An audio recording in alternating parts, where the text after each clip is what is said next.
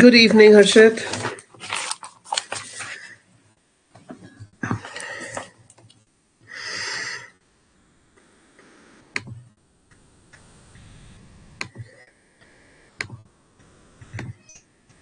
Screen is visible to everyone.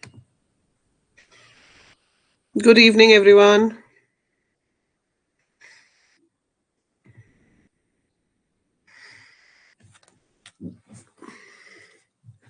So first half an hour, we will be doing C's previous year paper questions discussion. And then we'll do web technology. ठीक है. सो सी का जो आपका 2023 का paper है, last year का paper थोड़ा difficult आया था. Lot of pointers were there. ठीक है, वो भी हम डिस्कस करेंगे, बट वो हम पेपर से 1-2 दिन पहले ही करेंगे. ठीक है. So now we are going to discuss the paper of 2023 for C programming. जैसे कि आपको पता है, आपका थ्योरी पेपर 60 मार्क्स का होगा. क्वेश्चन 1 विल बी 20 मार्क्स, जिसके सब पार्ट्स होंगे. यूजुअली 5 पार्ट होते हैं, it could be more than that also. 5 part है तो एक क्वेश्चन आपको 4 नंबर का पड़ेगा. ठीक है, ज्यादा पार्ट्स होंगे तो फर्दर डिवाइड हो जाएगा. ये क्वेश्चन आपको करना ही होता है. इसमें आ सकता है इस तरह से कि 7 क्वेश्चंस हो, उसमें से 5 करो, ऐसा भी हो सकता है, या सिर्फ 5 ही हो, 5 के 5 करने होंगे, ऐसा कोई फिक्स नहीं है.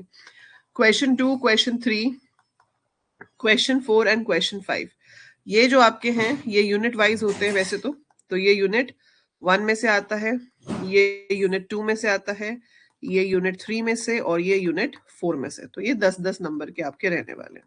ठीक है. अब 10-10 मार्क्स में ऐसा नहीं होता कि क्वेश्चन 10 मार्क्स का ही आ जाए. यूजुअली ऐसा होता है कि वो क्वेश्चन के 2 पार्ट्स होते हैं, 5-5 नंबर का हो सकता है या 6 4 का हो सकता है। तो अगर 6 4 का है, जो भी कॉम्बिनेशन है, इसके बीच में चॉइस होती है। तो आपको 2 क्वेश्चंस दिए जाते हैं, मतलब 2 सेट ऑफ क्वेश्चंस दिए जाते हैं, जिसमें से कोई एक आपको करना होगा।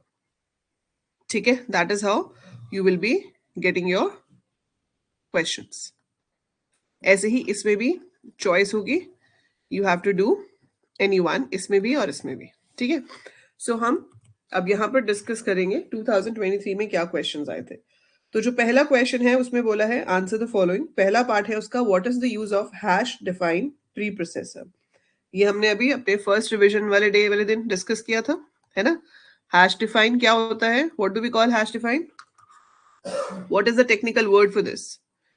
Hash define is one of your, क्या कहते हैं इसको हम, कीवर्ड है, वेरिएबल है, फंक्शन है, क्या है hash define. Hash define is a preprocessor directive. What is it? It's a preprocessor directive. तो ये preprocessor directive है, मतलब before the compilation of the program, before it is processed, hash define will be executed.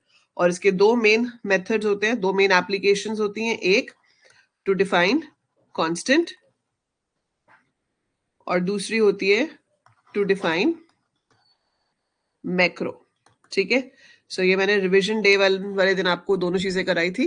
तो आप इसका example दे दोगे, like if we write hash define max 10, तो पूरे प्रोग्राम में हम जहां जहां पे मैक्स लिखेंगे उसकी जगह पर वो उसको 10 ले लेगा। और अगर आपका कोई छोटा फॉर्मूला है और आप चाहते हो कि वो फॉर्मूला रिप्लेस हो जाए, वो ब्रांच स्टेटमेंट ना बने during the execution of the program, तो हम ऐसे मैक्रो बना सकते हैं। सो फंक्शन कॉल और मैक्रो में ये फर्क होता है कि मैक्रो का कोड पेस्ट हो जाता है at the place of call rather than jumping in the function. ठीक है, इसको आपको एक्सप्लेन करना है फॉर 4 मार्क्स। देन इसका बी पार्ट है, explain the usage of break, labelled break, continue and labelled continue statements. तो पहले आप मुझे बताओ, what is the difference between break and continue.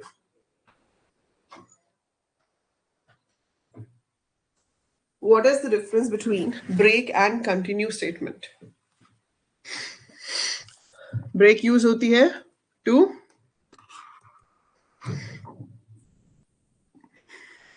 terminate the loop, है ना। तो आप इसमें बताओगे कि ब्रेक स्टेटमेंट का पर्पस क्या है, टू टर्मिनेट द लूप, और कंटिन्यू होती है to terminate only the current iteration.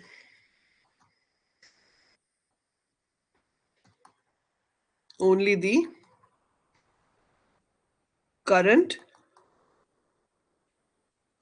Iteration, और बाकी की नेक्स्ट आइटरेशन पे वो चला जाता है। आप एक छोटा सा एग्जाम्पल लिख के इसका डिफरेंस एक्सप्लेन कर सकते हो। लेबल्ड ब्रेक का क्या मतलब होता है, देखो जब नेस्टेड लूप हो, एक लूप के अंदर एक और लूप हो, तो जो ब्रेक स्टेटमेंट अगर अंदर वाले लूप में होगी तो वो सिर्फ उसी लूप से बाहर आएगी।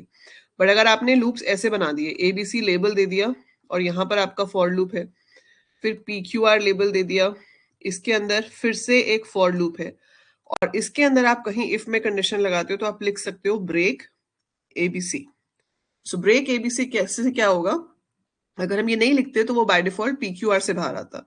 पर ब्रेक ABC मतलब जिस लूप का लेबल ABC है उस लूप से ब्रेक करो। ऐसे ही हम कंटिन्यू में भी यूज कर सकते हैं, और इसका एप्लीकेशन सिर्फ नेस्टेड लूप्स में ही होता है। अदरवाइज लेबल्ड ब्रेक और लेबल कंटिन्यू का कोई काम नहीं है। It's only use in case of nested loops, की अंदर वाले की जगह आप बाहर वाले लूप को ब्रेक या कंटिन्यू करना चाहते हो तो आप उसका लेबल दे सकते हो। सो ये चीजें आपको यहाँ पर एक्सप्लेन करनी होंगी। ठीक है,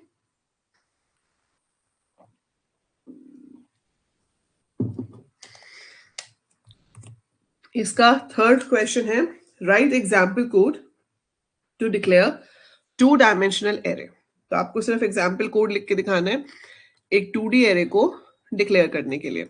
अपने आंसर्स को थोड़ा अच्छा बनाने के लिए आप पहले लिख सकते हो थोड़ी सी डेफिनेशन कि 2 dimensional array is a collection of elements stored in the form of rose and columns. ठीक है, फिर आप उसका बता सकते हो, it's data declaration statement is like you give the data type, you give name of the array, you give the number of rows, you give the number of columns। तो ये हम इसका सिंटेक्स बता सकते हैं, और फिर आप उसका एग्जाम्पल कोड लिखो। इससे आपकी पेपर प्रेजेंटेशन अच्छी होती है, और एक अच्छे पेपर प्रेजेंटेशन में मार्क्स भी अच्छे मिलते हैं. So you have to make sure that your paper presentation is really good. फिर आप यहाँ पर जो भी साइज है वो दिखा सकते हो. ठीक है, अब उन्होंने बोला नहीं है कि इनपुट आउटपुट करो, बट इट्स बेटर कि आप उसको इनपुट और आउटपुट करके दिखा दो, नहीं तो आप 5 नंबर में लिखोगे क्या, है ना. सो इतना तो हमारे पास होना ही चाहिए. तो हम लिख सकते हैं 2D array is always processed with the help of a nested loop so that all the elements of the array are processed. So you can write some sample code like this. So that will be for 5 marks. यहाँ print का code भी लिख सकते हैं आगे. ठीक है. So again another easy question, straightforward question था. Difference between local and global variables in C. ये बहुत ही repeated question है, बहुत बार पूछा जाता है. ठीक है. So difference between local and global variable. तो सबसे पहला difference क्या होगा बताओ? Anyone who wants to tell me the difference? If you want to speak up, you can raise hand and speak the answer. What is the difference between local variables and global variables?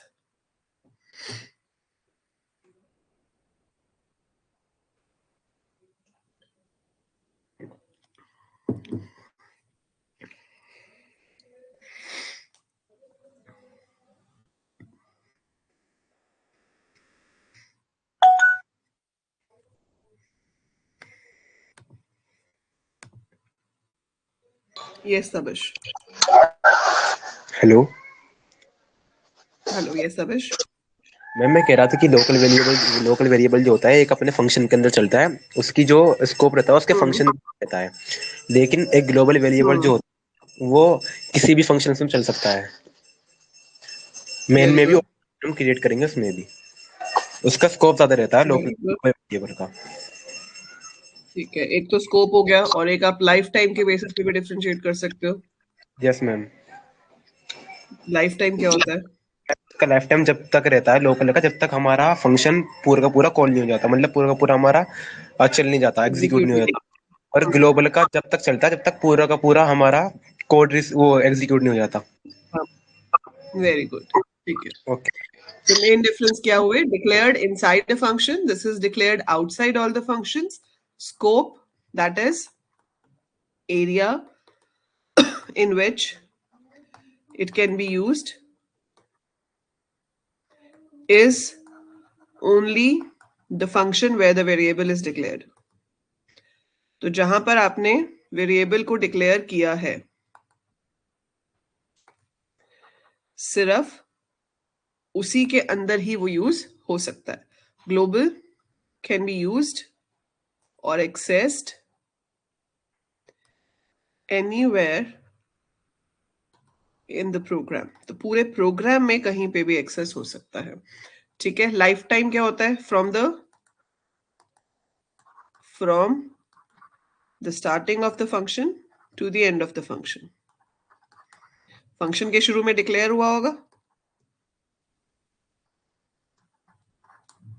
ठीक है. और इसका life time होता है from starting of the program to end of the programme.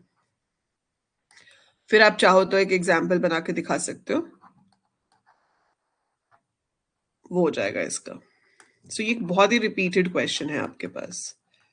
ठीक है. Next आपके पास पूछा इस पेपर में, what is the difference between plus plus A and A plus plus. तो pre increment and post increment. Fine. So pre increment and post increment को आपको differentiate करना है, ये आपको बहुत अच्छे से पता है. इसको आप पहले बताओगे, फिर इसको ऑब्वियसली एक्सप्लेन करने का एक ही तरीका है, और वो है एग्जाम्पल के साथ. आपके पूरे सी के पेपर में बेस्ट चीज ये है कि जो भी चीज आपसे पूछी जाती है, आप उसका कोई भी छोटा सा कोड लिखकर उसको अपने वर्ड्स में एक्सप्लेन कर सकते हो. So it is increased first, means the value is increased first and then used in the expression. और पोस्ट में क्या होता है? पहले यूज हो जाती है फिर इंक्रीज होती है. तो आप एक छोटा सा एग्जांपल दे सकते हो कि जैसे ये A10 है, ये B है. अगर मैं लिखती हूँ B is equal two plus plus A into 5, तो इस केस में आपका B 55 होगा और A 11. बट अगर आप पोस्ट इंक्रीमेंट कर रहे हो और आपने ये सेम चीज लिखी है, B is equal to A plus plus into 5. So in that case, आपका A 10 है, 10 into 5, B will be 50, but ए फिर भी 11 होगा, तो ए ने तो इंक्रीज होना ही है. The only thing we are seeing is कि उसने कब इंक्रीज होना है. ठीक है, that's the difference. So quite easy questions. So इससे अगर ऐसा पेपर आए तो भाई खुशी ही खुशी है ना, और मार्क्स ही मार्क्स है. अब यूनिट 1 में इन्होंने आपको एक ही क्वेश्चन दिया है सीधा 10 नंबर का. Explain various types of operator used in C with example. ठीक है, तो जब आपके पास ऐसा आएगा तो आप सबसे पहले तो बना दोगे भाई अपने ऑपरेटर्स की ऐसे कैटेगरी, यूनरी, बाइनरी. देखो थ्योरी में आप जब भी लिखोगे अगर ऐसा कोई क्लासिफिकेशन होता है तो ऐसे डायग्राम से जरूर बनाना, क्योंकि डायग्राम से देख के ही ना एग्जामिनर को पता चल जाएगा कि आपको आता है.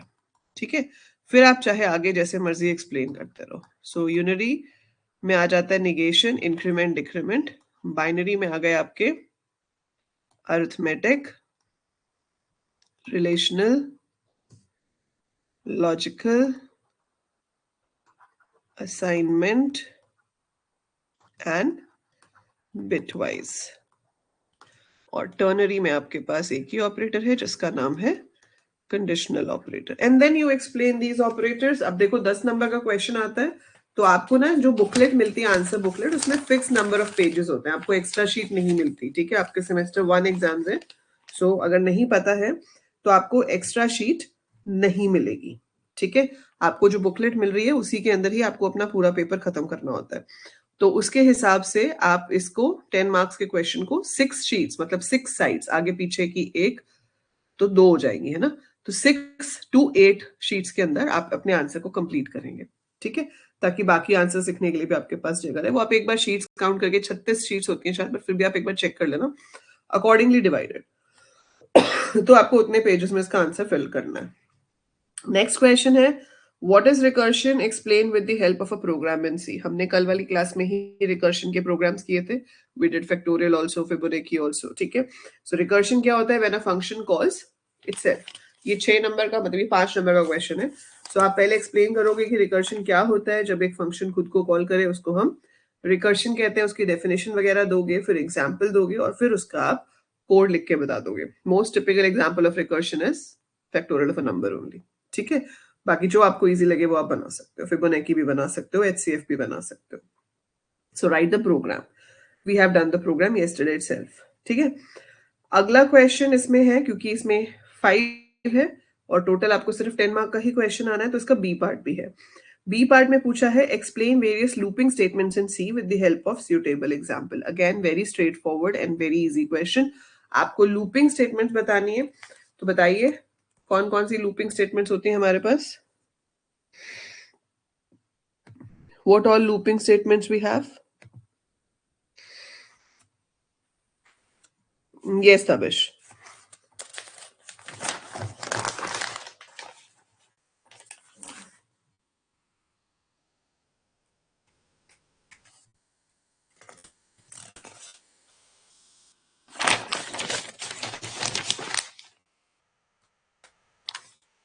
बताओ भाई, इसका आंसर तो फटाक से आना चाहिए था. और जब लूपिंग स्टेटमेंट्स एक्सप्लेन करोगे तो आप पहले उसका सिंटेक्स लिखोगे. ठीक है, जैसे आपने ऐसे लिखा फॉर. अब 5 नंबर का ही है तो फ्लो चार्ट बनाने की जरूरत नहीं है, सिर्फ सिंटेक्स बताओ पहले. Initialization, condition, increment, decrement, no semicolon here, and here you will write statements. Explain the syntax, give the example. For example, for a is equal to 1, a less than equal to 5, a plus plus, printf, programming. So this will print programming 5 times on the screen. So ऐसे ही आप while का syntax दोगे, ऐसे ही आप do while का syntax दोगे. ठीक है, तो syntax भी देना है, example भी देना है. Hand raise किसने किया था बेटा? You want to say something? So you have to give the syntax and example. तो अगर आप 5 बार प्रोग्रामिंग प्रिंट कर रहे हो तो आप तीनों लूप से 5 बार प्रोग्रामिंग प्रिंट करके दिखाओ. ठीक है, और फिर आप बता सकते हो लाइक अ शॉर्ट नोट कि इसमें से जो फॉर और वाइल है वो एंट्री कंट्रोल लूप है और जो डू वाइल है वो आपका एग्जिट कंट्रोल लूप है. ठीक है, ये यूनिट 1 में से हो गया. फिर यूनिट 2 पे आते हैं. यूनिट 2 से क्वेश्चन पूछा गया है differentiate between scanf and gets function with the help of an example. ठीक है, तो पहला डिफरेंस क्या होता है, scanf में तो हम इंटीजर भी इनपुट कर सकते हैं, फ्लोट भी इनपुट कर सकते हैं, स्ट्रिंग भी इनपुट कर सकते हैं, है ना। scanf is a generic function, उसके अंदर हम कुछ भी इनपुट कर सकते हैं। So it takes the input from the keyboard and पहला डिफरेंस ये हो गया। Gets is used only to input strings. So gets से आप सिर्फ स्ट्रिंग इनपुट करते हो, scanf से आप इंटीजर, फ्लोट, कैरेक्टर, स्ट्रिंग सब कुछ इनपुट कर सकते हो। देन जो scanf है वो स्पेस या एंटर प्रेस करने पे टर्मिनेट हो जाता है, गेटस सिर्फ एंटर प्रेस करने पे ही टर्मिनेट होता है। ठीक है, और उसके बाद आप दोनों का एक छोटा छोटा कोड बना के दिखा सकते हो। So that would be enough for 5 marks. ये एक इसका बी पार्ट जो है, ये क्वेश्चन भी बहुत रिपीटेड क्वेश्चन है। क्वेश्चन है explain the storage classes in C with example program. ठीक है, अब स्टोरेज क्लासेस क्या होती हैं? स्टोरेज क्लासेस होती हैं कि आपका जो डेटा है वो स्टोर कहां पे हो रहा है। Fine, so storage classes means data कहां पर स्टोर हो रहा है। तबिश get C H, get S का गेट सी एच के साथ नहीं आता, get char, get C H और गेट सी एच ई आ सकता है। तो गेट कैर भी कैरेक्टर इनपुट करता है, वो stdio के अंदर है। गेट सी एच और get C H E conio के अंदर है। गेट कैर के बाद एंटर प्रेस करना पड़ता है, गेट सी एच और ई में एंटर प्रेस नहीं करना पड़ता। और उन दोनों में डिफरेंस क्या है, गेट सी एच ई में जो कैरेक्टर आप प्रेस कर रहे हो वो दिखता है, गेट सी एच में जो हम कैरेक्टर प्रेस कर रहे हैं वो दिखता भी नहीं है ना। हाँ, very good, storage classes, very nice. तो स्टोरेज क्लासेस आपके पास टोटल 4 होती हैं। वी हैव ऑटो, तो जब भी हम कुछ नहीं लिखते हैं तो वो ऑटो ही होता है, मतलब it is stored in RAM and it's a local variable. Then you have register, you have static and you have extern.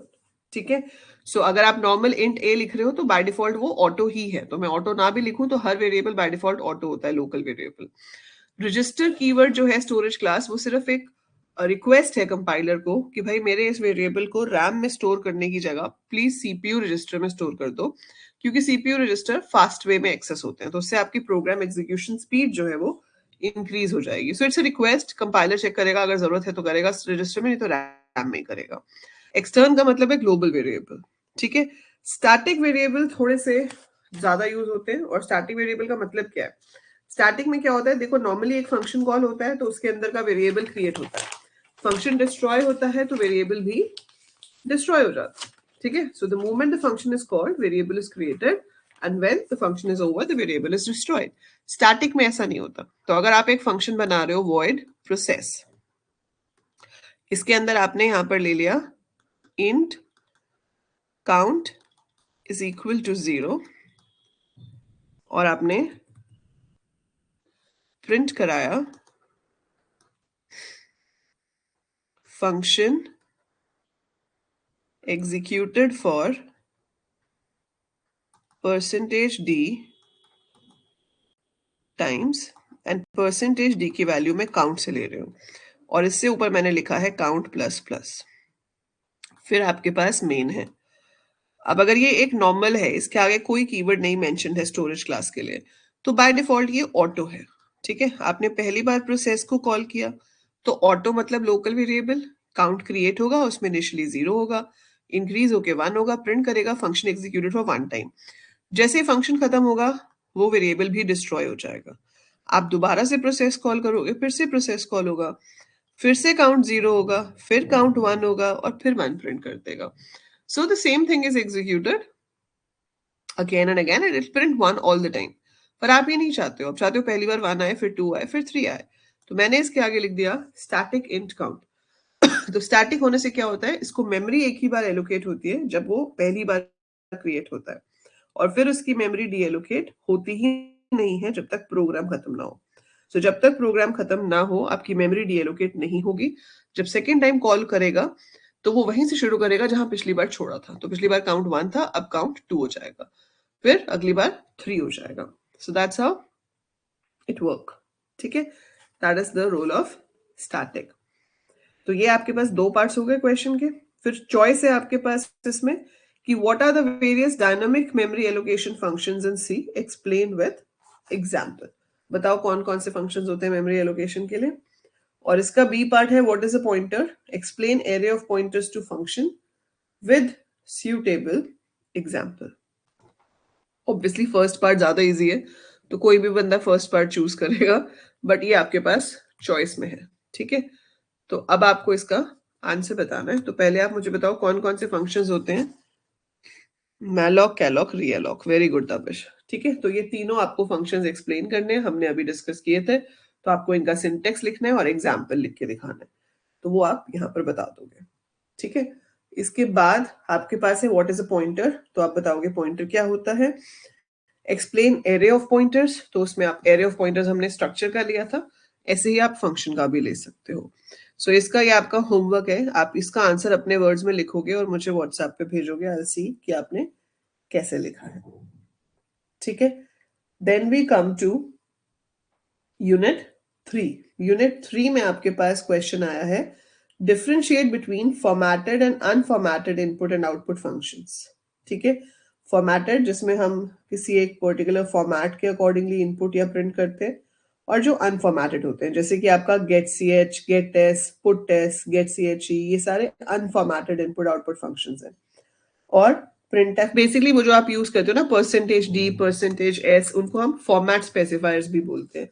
तो जिन फंक्शंस में फॉर्मेट स्पेसिफायर्स नहीं चाहिए होते वो अनफॉर्मेटेड इनपुट आउटपुट फंक्शंस हैं, और जिसमें चाहिए होते हैं वो आपके फॉर्मेटेड इनपुट आउटपुट है। एग्जाम्पल हो गया प्रिंटफ, स्कैनफ, वो फॉर्मेटेड इनपुट आउटपुट है। उसके अलावा जो आप get test, put test, get C H, get char use कर रहे हो वो सब अनफॉर्मेटेड है। ठीक है, उसके बाद आप ये कह सकते हो कि फॉर्मेटेड जो है वो इंटीजर, स्ट्रिंग, कुछ भी फ्लोट रीड करने के काम आ सकते हैं। अनफॉर्मेटेड सिर्फ कैरेक्टर्स के साथ ही काम करते हैं। ठीक है, so that is the main thing, और कोई ज्यादा इसमें खास फर्क है नहीं, आप एग्जाम्पल देके सबको एक्सप्लेन कर सकते हो। फिर इसी में पूछा है write a short note on structures and union.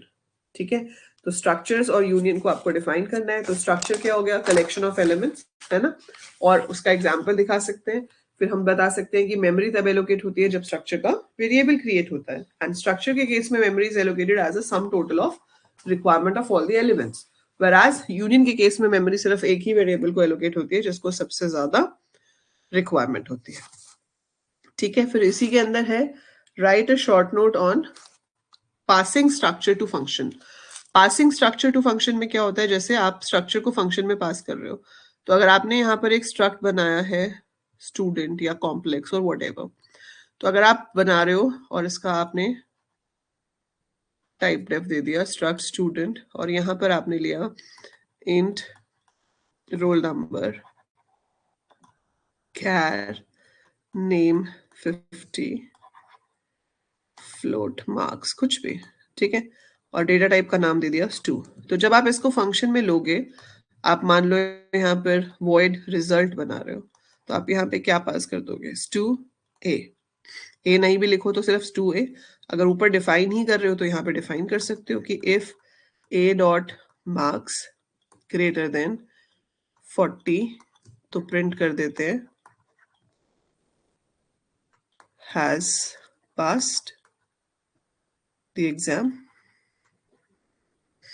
और यहां पर आ जाएगा ए डॉट नेम, एल्स हम कह देंगे नहीं। फिर आपने अपना मेन बनाया, मेन के अंदर आपने अपना स्टू डिक्लेयर किया हुआ है, एस और पी दो स्टूडेंट्स हैं। अब यहाँ पर आप एस और पी को खुद से इनपुट भी करा सकते हो या उसका भी फंक्शन बना सकते थे, और फिर जब आप कॉल करोगे रिजल्ट, तो आप एस पास करोगे जिससे एस की वैल्यू ए में कॉपी होगी, तो हम क्या कहेंगे, by default it is called by value, so value of this structure variables are copied into A. अगर हम इस ए में कोई भी चेंज करते हैं तो वो वापस रिफ्लेक्ट नहीं होगा, तो वो हम यहाँ पे कर सकते हैं, and then same way we will call it for P. ठीक है, बट अगर आप कहते हो कि भाई इसको इनपुट से भी बना दो कि आप इनपुट में एस पास करो, पर इनपुट में तो चेंज होगा ना, और अगर आपको चेंजेस रिफ्लेक्ट कराने हैं तो यहां से आपको एड्रेस पास करना पड़ेगा, you have to pass input address of S which have to be further received. Input function ऊपर बनेगा, वो आपको रिसीव करना पड़ेगा एक पॉइंटर में, और जब आप इनपुट करवाओगे तो स्ट्रक्चर्स में जब पॉइंटर्स होते हैं तो एरो हो जाता है, so it has to be ampersand P arrow roll number, P arrow name, P arrow marks। सो जब भी एक स्ट्रक्चर वेरिएबल को हम फंक्शन में पास करेंगे तो वो बाय वैल्यू पास होता है, अगर आप चाहते हो कि उसके अंदर चेंजेस रिफ्लेक्ट हो तो हमें स्ट्रक्चर का एड्रेस भेजना पड़ेगा which we have to receive in a pointer, और स्ट्रक्चर के वेरिएबल के साथ डॉट लगा के मेंबर्स को एक्सेस करते हैं, स्ट्रक्चर के पॉइंटर के साथ हम एरो लगा के एक्सेस करते हैं। ये आपको याद रखना और वही यहाँ पे बताना पड़ेगा, ठीक है। फिर है short note on file access modes. So what are the various file access modes?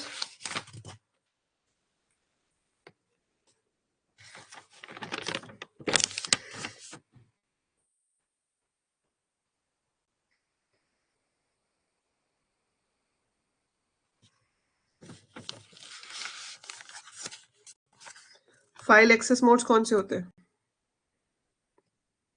हाइफ gate सी भी अनफॉर्मेटेड है, रीड राइट अपेंड।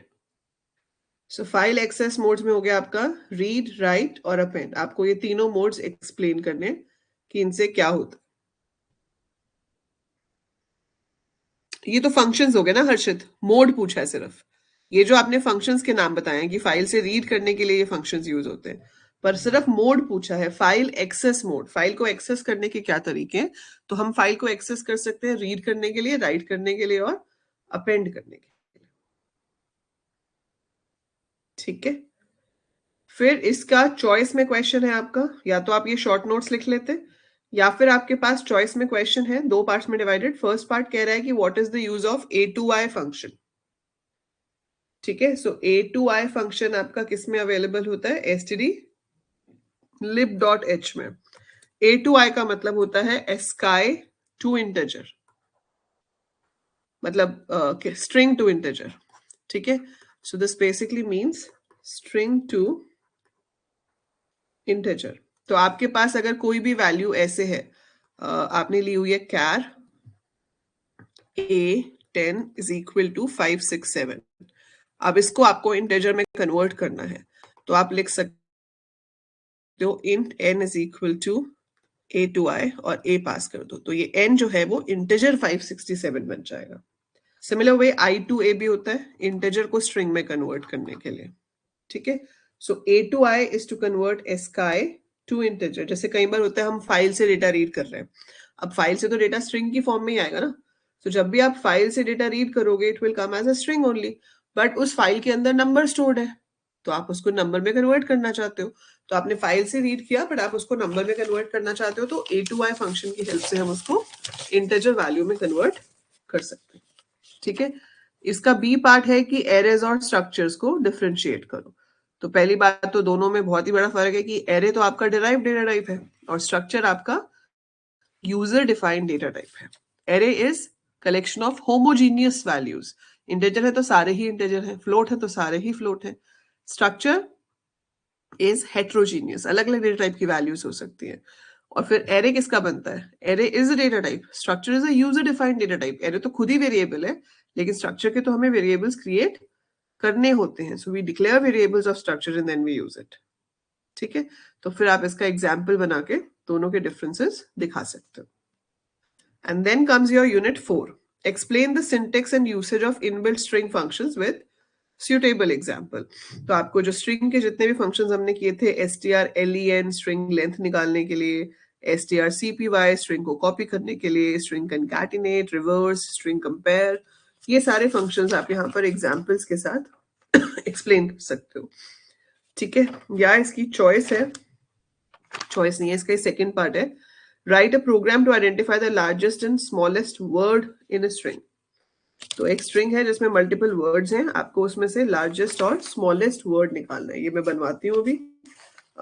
फिर आपके पास चॉइस में था explain the following header files, math.h, ठीक है। तो इसमें आप बताओगे कि math.h में वो सारे फंक्शंस होते हैं जो मैथमेटिकल ऑपरेशंस के लिए होते हैं। देन सिंस अगर आपको ये 5 मार्क्स के लिए एक्सप्लेन करना है तो कम से कम 5 फंक्शंस आप उसमें से एक्सप्लेन कर सकते हो। SQRT हो गया, पावर हो गया, ठीक है, साइन कॉस टैन हो गया, लॉग हो गया, एक्सपोनेंट हो गया, तो ये सब बता सकते हो।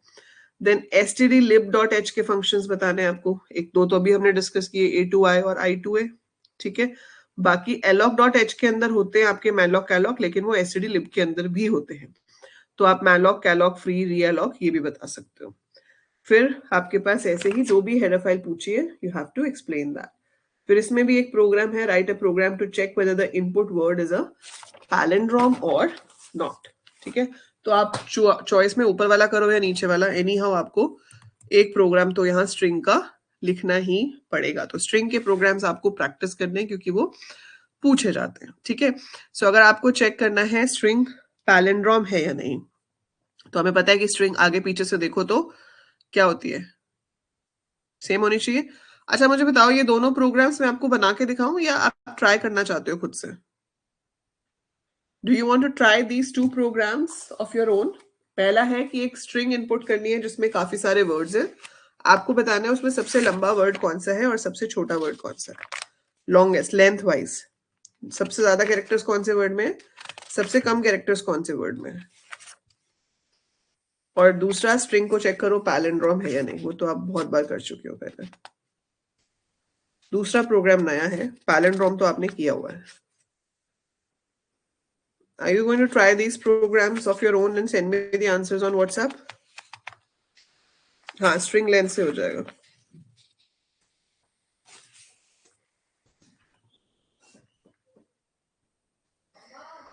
ठीक है,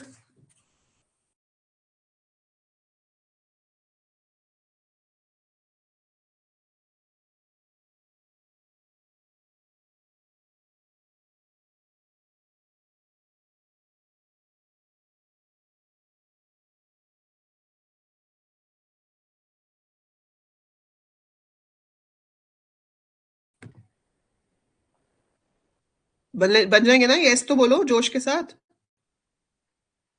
इनपुट कराना है, इनपुट यूजर से इनपुट कराना है,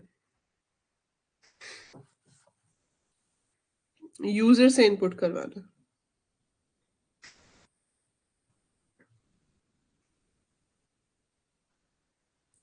ठीक है, so now we will discuss 2023 question paper for web technologies. ठीक है, अब वेब टेक्नोलॉजी में भी पैटर्न तो सेम ही रहेगा। ठीक है, आपके पास पहला क्वेश्चन है, attempt any 5 of the following में। ओके तबिश, पहला क्वेश्चन है, differentiate between Java and JavaScript. थोड़ा सा आपका सिलेबस चेंज हुआ है अब, तो जावा के साथ डिफरेंस तो नहीं पूछेंगे, पर आपसे हाँ पूछ सकते हैं क्लाइंट साइड स्क्रिप्ट और सर्वर साइड स्क्रिप्ट में क्या डिफरेंस है। तो जावा और जावास्क्रिप्ट में क्या डिफरेंस है? वैसे कि जावा तो प्रोग्रामिंग लैंग्वेज है और जावास्क्रिप्ट सिर्फ एक स्क्रिप्टिंग लैंग्वेज है। Java is a full flesh programming language जिसमें पूरी की पूरी एप्लीकेशन खुद से बन सकती है, you don't have to be dependent on anything. जबकि जावास्क्रिप्ट एक स्क्रिप्टिंग लैंग्वेज है जिसको एक बेस चाहिए होता है काम करने के लिए, जैसे जावास्क्रिप्ट हम HTML में यूज करते हैं। ठीक है, सिंटेक्स ऑलमोस्ट सिमिलर होता है दोनों का, कुछ चीजों में थोड़ा सा डिफरेंस है। Java is extensively use for networking and for your high and applications, whereas JavaScript आपकी क्लाइंट साइड और सर्वर साइड स्क्रिप्टिंग में यूज होती है इन वेब डेवलपमेंट। जावा तो आपका नेटवर्क के प्रोटोकॉल्स बनाने में काम आती है और भी बहुत बड़ी बड़ी एप्लीकेशंस में यूज होती है। बट आप इसको ये कह सकते हो कि हाँ, क्लाइंट साइड स्क्रिप्टिंग और सर्वर साइड स्क्रिप्टिंग में आपसे डिफरेंस पूछ सकते हैं। सेकेंड शॉर्ट नोट है, explain the document structure tags. जो आपके डॉक्यूमेंट के अंदर आपके टैग्स यूज होते हैं जिससे आप अपने वेब पेज का स्ट्रक्चर डिफाइन कर सकते हो।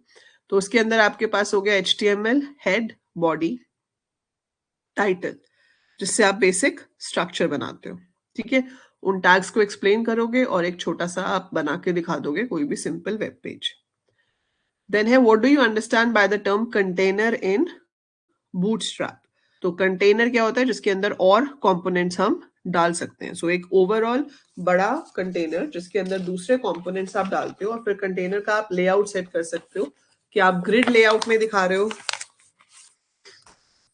ठीक है, तो आप उसको ग्रिड लेआउट में दिखाना चाहते हो या आप उसको किसी और फॉर्म में दिखाना चाहते हो, लाइक फ्लो लेआउट हो गया कि एक के बाद एक आए। सो वो सब वो अभी हम बूटस्ट्रैप करेंगे, उसके नोट्स भी मैं आपको दे दूंगी बूटस्ट्रैप के, so you will get to know how to write this properly. फिर आपके पास क्वेश्चन है, write a short note on www and domain name. तो आपको ये थ्योरेटिकल एक्सप्लेन करना है वर्ल्ड वाइड वेब क्या होता है और डोमेन नेम क्या होता है। फिर difference between HTML and XML, तो ये भी हम बहुत बार डिस्कस कर चुके हैं। HTML क्या है? Hypertext markup language, it's used to design web pages. XML किस लिए यूज होता है? Use to process data in web pages. ठीक है, HTML stands for hypertext markup language, XML stands for extensible markup language. HTML has predefined set of tags, सारे के सारे tags बने होते हैं पहले से, ठीक है, हम सिर्फ उनको यूज करते हैं. XML में हम खुद के tags क्रिएट कर सकते हैं. So can create new tags. This is case insensitive. Small में लिखो, कैपिटल में लिखो, कोई फर्क नहीं पड़ता. This is case sensitive. अगर आपने स्मॉल में डिफाइन किया उसको टैग को, तो स्मॉल ही यूज करना पड़ेगा. कैपिटल है तो कैपिटल ही करना पड़ेगा. देन इसमें क्लोजिंग टैग और ओपनिंग टैग दोनों हो जरूरी नहीं होता. मतलब we have container as well as empty tags. So container tags and empty tags both are possible. Only container tags are there.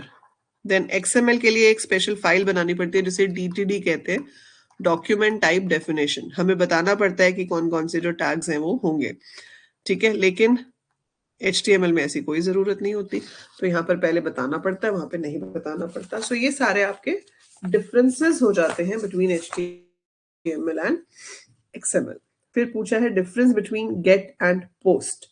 Gate and post आपका फॉर्म के साथ यूज होता है. देखो इसमें ऑप्शंस बहुत सारी थी, इसमें से कोई 4 आपको करने होते हैं, ठीक है. गेट एंड पोस्ट कब यूज करते हैं? जब हम फॉर्म टैग लगाते हैं. फॉर्म, तो यहां पर हम लिख सकते हैं method is equal to get या पोस्ट. बाय डिफॉल्ट गेट होता है, फिर यहाँ पर आपका फॉर्म बनता है, ठीक है. फर्क क्या होता है? जो गेट मेथड होता है उस केस में जब सबमिट बटन पे क्लिक होगा, so when submit button of the form is clicked, आप अगले पेज पे जिस पे जा रहे हो उस पे ऐसे जाते हो, abc.php है या जो भी है. यहां पर सारे फॉर्म का डेटा आ जाता है ऐसे, question mark name is equal to abc, this is equal to this. So this is available, this is visible in your URL. Uniform resource locator का पार्ट हो जाता है. वो हम एड्रेस बार में देख सकते हैं कि एक फॉर्म से दूसरे, मतलब एक पेज से दूसरे पेज पे क्या जा रहा है, ठीक है. whereas पोस्ट में ये चीज दिखती नहीं है, ये हिडन फॉर्म में ट्रांसफर होती है, ठीक है. तो इसमें लेंथ की लिमिटेशन होती है गेट में, कि कितना बड़ा डेटा आप भेज सकते हो, उसका साइज लिमिटेड होता है. पोस्ट में साइज की कोई लिमिटेशन नहीं होती. गेट में विजिबल होता है, पोस्ट में विजिबल नहीं होता. Get is not secure because data सबको दिख रहा है, कोई भी उसमें से निकाल सकता है. Post is secure. The type of applications where get is used is like आपका वेदर फोरकास्ट हो गया, ठीक है. कौन कौन से प्रोडक्ट्स अवेलेबल हैं, लेटेस्ट न्यूज क्या है, क्योंकि उसमें डेटा सिक्योरिटी का इतना पंगा नहीं है. जहां पर डेटा सिक्योरिटी चाहिए वहां पर हमेशा पोस्ट यूज होना चाहिए, ठीक है. It's that.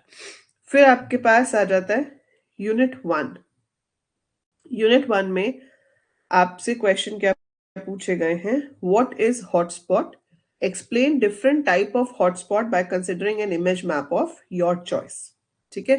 तो वो इमेज मैप जो हम बनाते हैं उसके अंदर जो प्लेसेस होते हैं जहां पे क्लिक करके अगला पेज खुलता है, उसे हम हॉटस्पॉट कहते हैं, ठीक है. फिर आपको यहाँ पर अपना हॉटस्पॉट्स बताने पड़ेंगे कि इमेज मैप में आप शेप उसकी दे सकते हो. It could be circle, it could be rectangle, it could be polygon, और एक एग्जाम्पल कोड आपको लिख के दिखाना पड़ेगा इमेज मैप का. इमेज मैप भी अभी हमने डिस्कस किया था. ये भी बहुत रिपीटेड क्वेश्चन है. Explain the client server architecture with diagram. तो इसमें आपको क्लाइंट सर्वर आर्किटेक्चर एक्सप्लेन करना है. आपको डायग्राम बनाना पड़ेगा कि भाई ये हमारा एक सर्वर है जहां पर हमारी वेबसाइट्स स्टोर्ड है, जो कि मल्टीपल क्लाइंट्स के थ्रू एक्सेस हो सकती हैं, ठीक है. सो क्लाइंट आपके पास क्या भेजता है, आप ऐसे दिखा सकते हो, रिक्वेस्ट. सर्वर क्या भेजता है, रिस्पॉन्स. और उसी को आपको वर्ड्स में एक्सप्लेन करना पड़ेगा, ठीक है. देन आपके पास इसमें चॉइस है क्वेश्चन में कि या तो आप ये दो आंसर कर दो, हॉटस्पॉट और क्लाइंट सर्वर आर्किटेक्चर, या फिर आपके पास चॉइस है कि explain the following HTML tags with their attributes, ठीक है. तो इसमें आपके पास बहुत सारे टैग हैं. Each tag is for 1 mark. So link tag है, ऑडियो टैग है, वीडियो टैग है, स्टाइल टैग है, ए टैग है, आपसे पूछा है कि इसके एट्रीब्यूट बताओ, तो आप टैग का पर्पस बताओगे and you have to tell the attributes. तो लिंक के साथ क्या यूज करते हैं हम, रिलेशन एंड href, कि कैसे वो पेज आपके साथ रिलेटेड है, जिस पेज के साथ लिंक कर रहे हो उसका नाम वो href में आ जाता है। ऑडियो में आपके पास क्या एट्रीब्यूट्स होते हैं, आपको सोर्स बताना होगा, है ना, कि आप जो फाइल है कौन सी यूज कर रहे हो, so we have to tell the source. तो ऑडियो में सोर्स और कंट्रोल्स दो एट्रीब्यूट है, ठीक है। लूप भी यूज कर सकते हो आप इसके अंदर। इसमें एक टाइप भी होता है जिसमें हम टेक्स्ट स्लैश CSS लिखते हैं। तो ऑडियो वीडियो के सेम ही है, सोर्स बताएंगे कौन सा सोर्स है, कंट्रोल्स में होता है यस या नो, कंट्रोल्स आपको दिखाने हैं या नहीं दिखाने, जैसे कि प्ले पॉज वाले जो बटन आते हैं। और अगर आप चाहते हो कि वो ऑडियो 5 बार चले और उसके बाद अपने आप बंद हो जाए, तो आप लूप बता सकते हो। सो लूप में हम दे सकते हैं कि ये जो है वो बार बार चलता रहे और कितनी बार तक चलता रहे, and after that it should stop. Style tag है, स्टाइल टैग में क्या होता है, स्टाइल टैग के अंदर तो हमें फिर अपने अलग से टैग्स देके उनके स्टाइल्स डिफाइन करने होते हैं, ठीक है। ए क्या है आपका, anchor tag which is used to create hyperlink. तो इसमें हम क्या यूज करते हैं, href, कि आप कौन सा पेज ओपन कर रहे हो। और टारगेट हम यूज कर सकते हैं टू टेल कि सेम डॉक्यूमेंट में ही ओपन करना है या कहीं और ओपन करना है। अगर हम कुछ भी नहीं लिखते टारगेट में, तो जिस पेज में आपका करंट पेज होता है वहीं पे दूसरा पेज खुल जाता है। फिर हमने फ्रेम्स में किया था टारगेट की, हम फ्रेम का नाम दे सकते हैं। अगर आप चाहते हो कि न्यू में खुले तो आप अंडरस्कोर ब्लैंक दे सकते हो, ठीक है। तो we can give like that also. Then image हो गया, इमेज में सोर्स दे सकते हैं, हाइट दे सकते हैं, विड्थ दे सकते हैं, ALT ऑल्टरनेट टेक्स्ट दे सकते हैं। कोई भी दो दो आपको बताने थे बेसिकली, ठीक है। अब इस थर्ड क्वेश्चन का जो है ए पार्ट ये था कि इन टैग्स के बारे में बताओ, क्वाइट एन इजी क्वेश्चन। इसका बी पार्ट भी इजी है, create a quiz related to any topic of your choice by using the form element. अब मुझे बताओ, जब हम क्विज बनाएंगे तो हमें इस क्विज को बनाने के लिए कौन सा टैग यूज करना पड़ेगा। क्विज बनाने का कोड लिखना है आपको, तो आपको कौन सा टैग यूज करना पड़ेगा।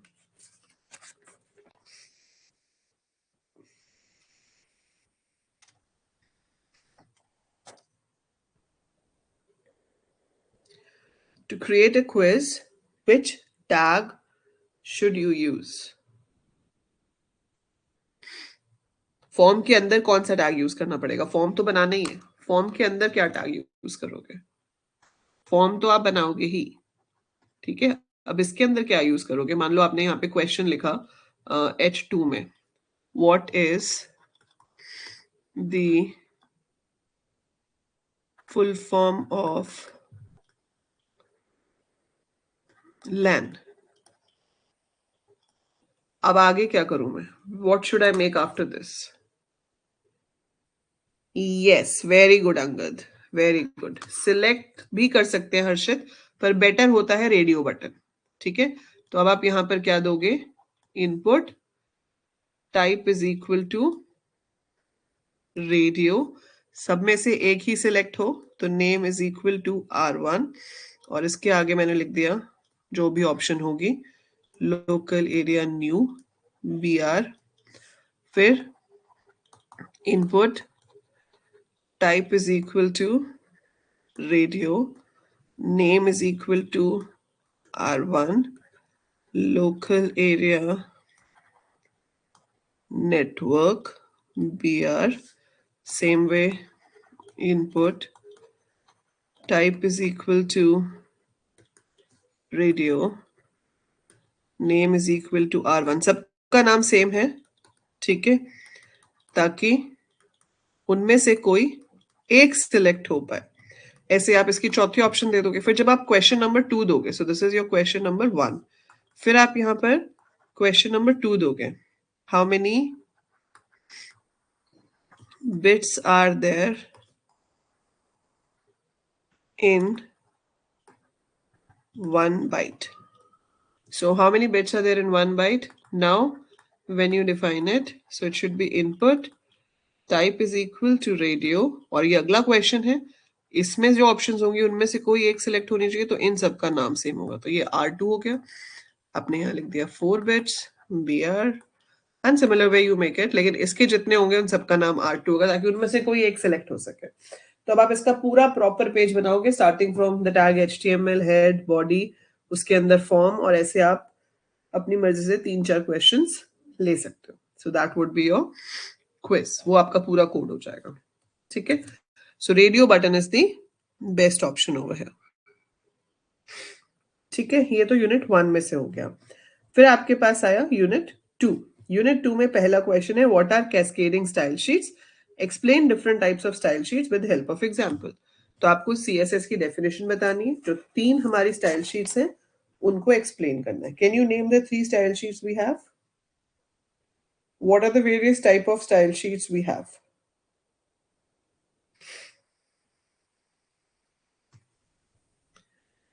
कौन कौन से टाइप की स्टाइल शीट्स हमारे पास होती हैं?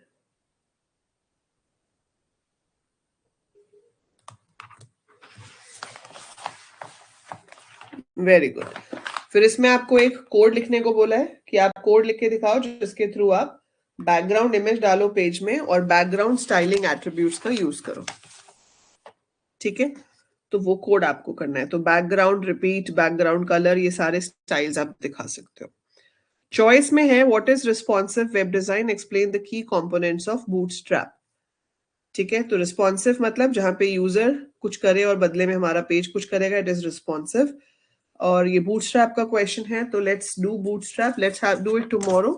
सो कल हम बूटस्ट्रैप करते हैं, उसके बाद हम बूटस्ट्रैप के क्वेश्चंस डिस्कस करेंगे. बट ये बूटस्ट्रैप का क्वेश्चन है. इसमें एक और क्वेश्चन है explain Bootstrap grid system, explain how to link Bootstrap in HTML document.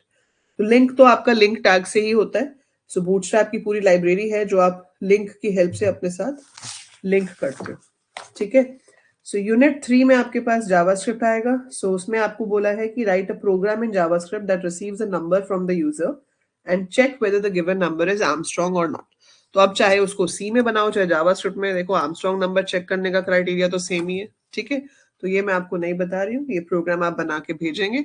Armstrong number अगर याद नहीं है तो I can tell you 3 digit number अगर आप चेक कर रहे हो आर्मस्ट्रॉन्ग है तो आप इन तीनों डिजिट्स का क्यूब निकालोगे और जो सम है अगर वो वापस इक्वल आ गया नंबर के तो वो आर्मस्ट्रॉन्ग है, अदरवाइज वो आर्मस्ट्रॉन्ग नहीं है. ठीक है. Briefly explain various built in objects in JavaScript by giving the suitable example. तो बिल्ट इन ऑब्जेक्ट्स में आपके पास क्या होता है, डेट है, एरे है. ठीक है. तो आप उसको एक्सप्लेन कर सकते हो. चॉइस में पूछा गया है write a program to show the various events in JavaScript with the help of a code. तो इवेंट्स लाइक आपका mouse over, mouse out, on click. तो आप कोई भी एक एग्जांपल बना के दिखा दो, फॉर्म वाला ही बना के दिखा दो कि फॉर्म पे क्लिक किया तो कुछ कैलकुलेट होके आ रहा है. सो आप वो बना के दिखा सकते हो. या हमने एक बनाया था कि इमेज के ऊपर माउस मूव करो इमेज चेंज हो जाए, या बटन के ऊपर जब माउस मूव करते हैं तो उसका टेक्स्ट चेंज हो जाए. Any of that code you can make here. What is variable? Explain various data types available in Java. So variable क्या होता है, कैसे declare होता है, क्या क्या data types available है. Again, theoretical question. So you can write. JavaScript के notes अगर मैंने नहीं सेंड किए हैं फिर भी मैं आज दोबारा सेंड कर दूंगी आपको ग्रुप में. यूनिट 4 में आपके पास क्वेश्चन है what is web hosting, explain different hosting types and components. This is also unit 4 is all theory. So ये जो थियोरेटिकल है यूनिट 4 वेब होस्टिंग से related and basics of XML की थ्योरी जो है. ठीक है. XML पार्सर्स कौन से होते हैं और वेब होस्टिंग क्या होती है. सो ये मैं आज आपको नोट्स भेजती हूँ वेब होस्टिंग के एंड XML पार्सिंग के, ये आप पढ़ना. ठीक है. Tomorrow we will have the whole class for Bootstrap only. कल सी की नहीं करेंगे, मैं सी के कुछ क्वेश्चंस दे दूंगी जो आप प्रैक्टिस कर सकते हो, but we won't have a class for C. कल जो हमारी क्लास का टाइम होगा उसमें सारे में हम सिर्फ बूटस्ट्रैप ही पढ़ेंगे. ठीक है.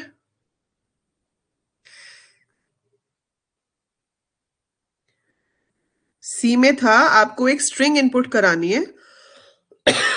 उस स्ट्रिंग में कितने भी वर्ड्स हो सकते हैं, उन सारे वर्ड्स में से सबसे लंबा वर्ड कौन सा है और सबसे छोटा वर्ड कौन सा है. I will share this अर्शित.